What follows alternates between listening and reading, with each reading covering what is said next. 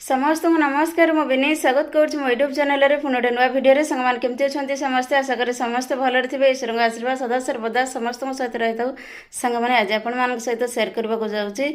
एक हरिजन परिवार कथा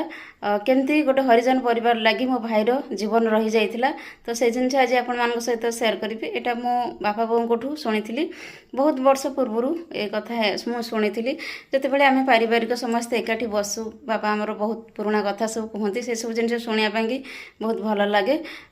से आम बहुत कथा जानू बहुत कथा बुझी था तो सांग मैंने आजिका डेट्रे आम सोसाइटी जहाँ सब प्रचलित कथा चली गोटे अजब है दुनिया ना कि माने जो मानक आम अछुआ कहचे छुईले आम आज भी आम गाँ गहली किसी भी ये सब तो कोर्ट माने आईन से सब बाबद बहुत कड़ा हो जाटा बहुत भल फिर भी आजिकल सोसाइटी माने गाँ गहली सब जिन किसी परिमाण रही जाइए कि जो माने नीच कास्टर से छुंती से घरे अलाउ करती बहुत कथा एमती थाए किंतु माने निजर जिते बाहाघर हम कि कौन व्रतघर है कौन सी भल शुभ कम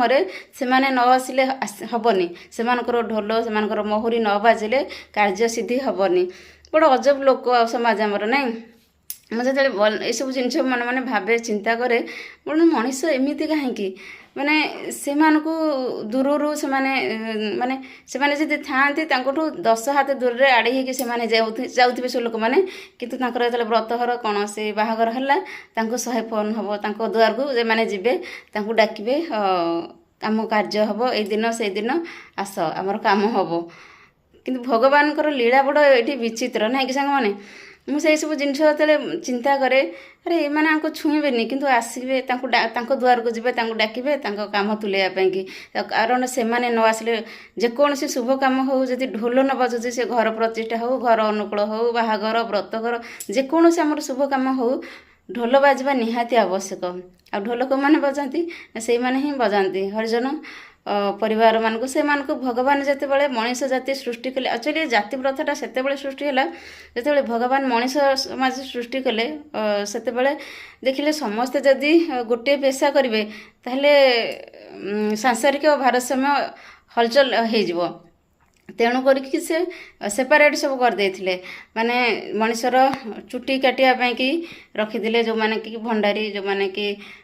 नख चुटी बढ़िले से माने से काम करेंगे से माने तांकर पेमेंट पाइबे जो माने लुगा को सफा करेंगे से माने तांकर अलग डिपार्टमेंट रहिला जो माने पर्व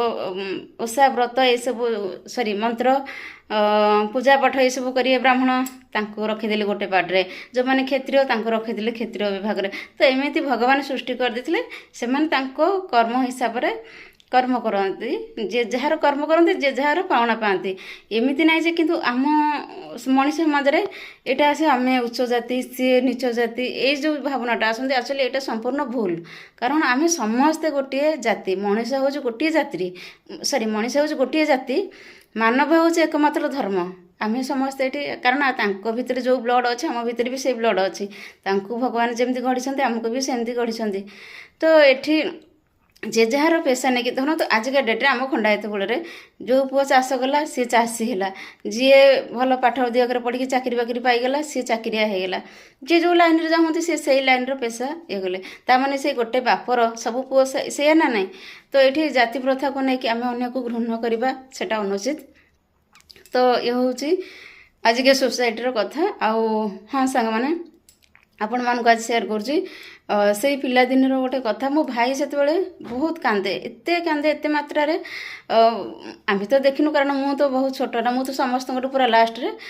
मो भाई किंतु बहुत कांदे बो को बहुत हैरान करे जेहेतु आम 3 भौणी मो भाई गोटे तो सी बहुत कांदे आ पिला बेले बहुत दुष्ट हुए भाई बहुत दुष्ट हुए बहुत माने बहुत हैरान करछि बो को बापा को तो बो रू बापा तो प्रायतः मेडिकल नहीं जाती सी जो एबे भी पर्यंत माने तार माने प्रायतः देह खराब हम यहाँ हम सेटा हम बेसिकली तार ही हुए कथार ना कि झील गोटे पुओ गोटे हेले सी टे बेसी तुमको कष्ट देव आदि पुओ गोटे गोटे झील होता बेसी कष्ट दिए से झीलटी तो एमती कह जाए यहाँ केते दूर ठीक मुझे जानी किंतु मो भाईर किंतु प्रायतः देह खराब टे हो जाए ଯେତେବେଳେ ବୋଉର ବାପାଙ୍କର ତାଙ୍କୁ ନେଇକି ଆସୁଛନ୍ତି ଜଟଣୀ ଯେଉଁ ଜହରମା ଗୋଟେ ଡକ୍ଟର ଅଛନ୍ତି ତ ତାଙ୍କ ପାଖକୁ ବୋଉ ଆଣିକି ଆଉଛି ବା ବୋଉର ବାପାଙ୍କର ଆଣିକି ଆଉଛନ୍ତି ଆଉ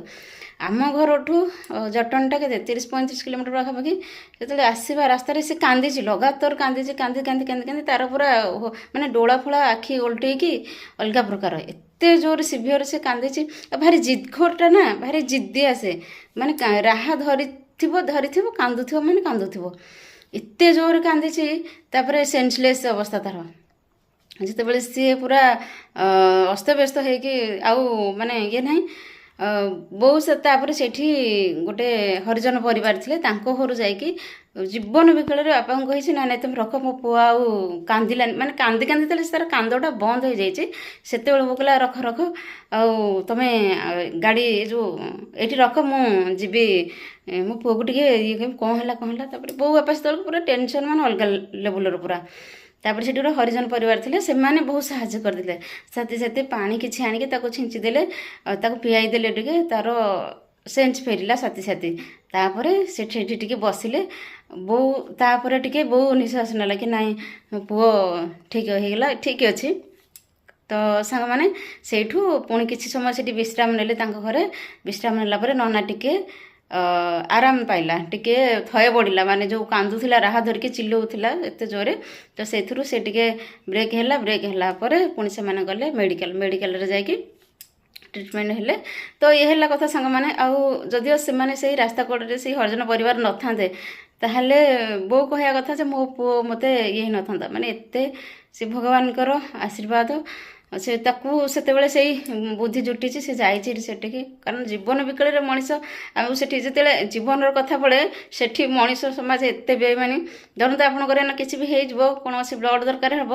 ସେଠି ଆଉ ଜାତି ପ୍ରଥା ଦେଖାଯିବନି। ସେଠି ଜାତି ତ ଜାତି ଧର୍ମ କଥା ବି ଦେଖାନି ସେ ମୁସଲମାନ ହୁଅନ୍ତୁ ଖ୍ରୀଷ୍ଟିଆନ ହୁଅନ୍ତୁ ଯେକୌଣସି ଧର୍ମର ହଉ ଆମର ବ୍ଲଡ଼ ଦରକାର ଆମ ମଣିଷଟା ବଞ୍ଚିବା ଦରକାର। ସେତେବେଳେ ମଣିଷ ଆଉ ଜାତି ପ୍ରଥା ଏସବୁ ଜିନିଷ ଦେଖେନି। ଏ ହେଉଛି ଆମ ଦୁନିଆର ବିଚିତ୍ର କଥା ସାଙ୍ଗମାନେ।